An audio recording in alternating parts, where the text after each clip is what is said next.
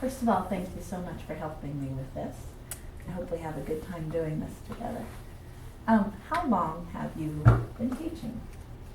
18 years. And have all of those years been in kindergarten? No. What other levels do you have experience with?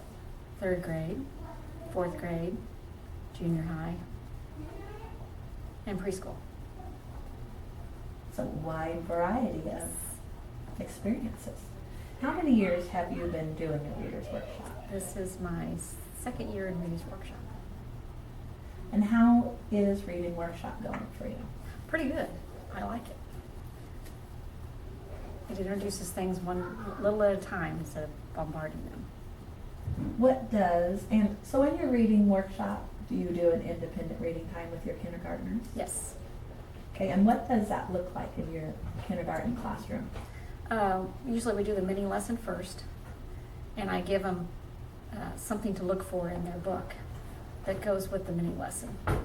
And they get their basket of books, and they'll sit back to back with their partners. They read for however many minutes they need to read. We're working our way up to 10 minutes. And then when the timer goes off, they turn and they confer with each other.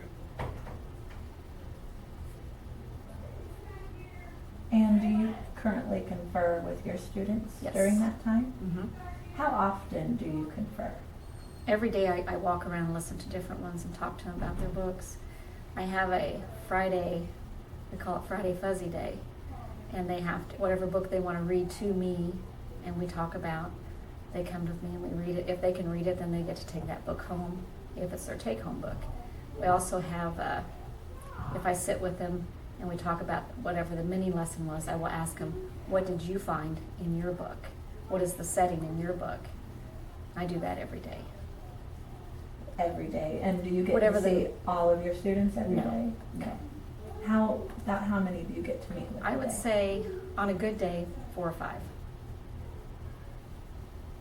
What does a typical conference look like with your kindergartners? Oh, me sitting on the floor. Usually we sit side by side, and I'll ask them whatever the mini lesson is at that time. Who's the character in your book, and then I have them explain it to me.